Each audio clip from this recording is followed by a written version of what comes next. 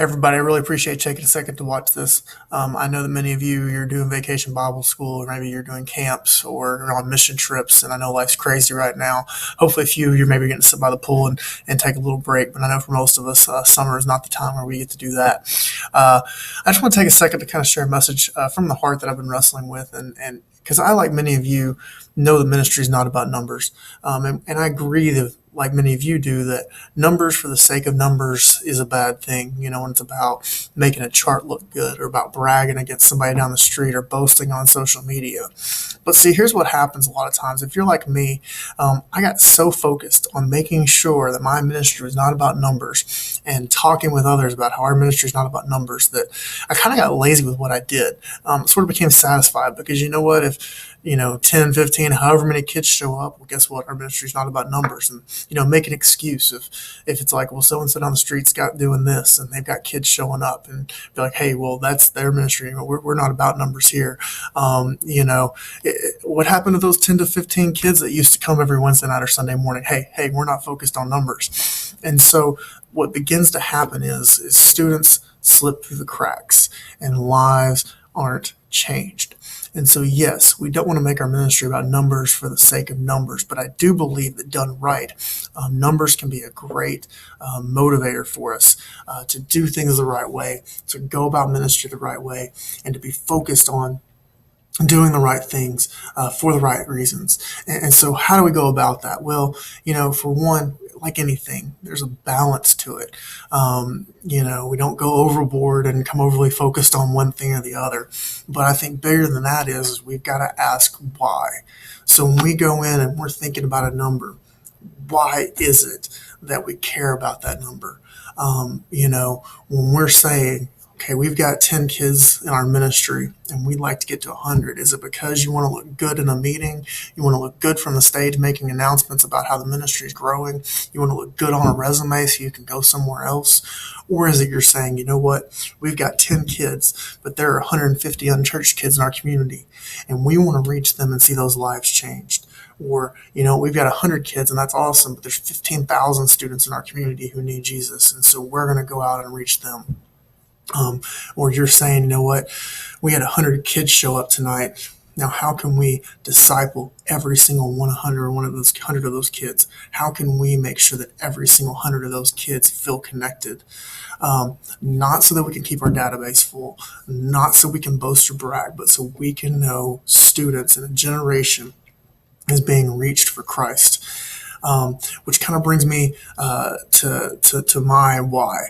For so long, again, I was about numbers don't matter, data. I don't like spreadsheets. I don't like charts. It's not what ministry is about. It's not why. I want to hang out with kids and invest in students. But again, I realized that it was costing me because I wasn't valuing the lives that were walking through the door and the opportunity that I had to impact them. And so I wanted to work out a way where I could do this, to where I could make sure that, every single kid that comes through the door feels connected and belonged, that I know that contact is made with them, that I know leaders have the opportunity to invest in them as well.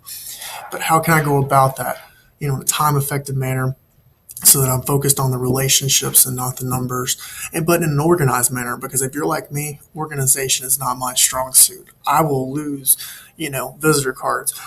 I will lose roll and registration seats. And again, which means I'm going to lose a way that I could go out and contact a group of kids. Someone may come and visit and I have them fill out a registration card. Well, guess what happens? It may get shuffled to the bottom of a binder or a desk or a pile of something else. And then a month later, I find that and I realize that kid never came back. And maybe it's because I didn't reach them, or maybe it's because I didn't empower my leaders to go out and reach and connect with them. But honestly, that's why I developed the Youth Ministry Cloud, because I wanted a way that regardless of what device that you're on, you can pull up, store that information so that you can go out and make sure that those students are being reached. So you can see real visually and quickly, you know what, how are we doing? Are we seeing kids transition from visitors to members to being active to being discipled? What's the breakdown of the schools that are involved in our ministry compared to what my community looks like? How are we doing as far as communicating and reaching out? Realizing how important follow up is, but I don't always have time to do it. And so wanting to build an automated system so that when a kid visits, it automatically messages that kid and says, hey, thanks for coming, and sends off a series of things. When a kid becomes a disciple, to be able to say, hey, here's message 1, 2, 3, 4, and 5 of some scriptures that I want you to do. To be able to empower leaders, not just to log in on their device and take attendance, but also to be able to message their group, and to be able to kind of contact them, and realizing that, sure, I get it. A lot of us have gotten hooked on apps. But the problem with an app a lot of times is you invest in it, but then that data can only be stored and accessed on your phone. And do you want to give your login info to all your leaders? And I was going, I don't. So how do I solve this? Well, I went, you know what? If I go web-based, then that means that regardless of what device my leader has, they can use it. They don't have to log into my account. They can access it from their phone, from their tablet, from their computer. And they can kind of do the same thing as I am as far as making sure that we're reaching out to students and we're impacting their lives. And so that was, kind of the decision that was made. I know it's a little out of the norm, and sometimes, it may look a little more old school than some other places, but you know what, it makes it a little easier to navigate, easier to access, and more readily available to, your leaders who, may use different platforms and operating systems than you like or you prefer. But again, lots of people can use and have access. That's why I built the tool. It's about communication. It's about connections. It's about community and life change most of all, though, and trying to figure out, how can technology play a part in that, information to play a part in that without overtaking the real heart of ministry, which is those relationships and that life change. So you know what? I hope you'll check the tool out, youthministrycloud.com. I think it's going to help you out. I firmly believe it's going to save you some time, because I can tell you that every step of the way was built with how me and other people who are working with students would look at this and access this and navigate this most easily over the past year or so of talking to student pastors and them going, I wish I had this. Hey, this confuses me. Hey, this feature would be awesome, and being able to add that.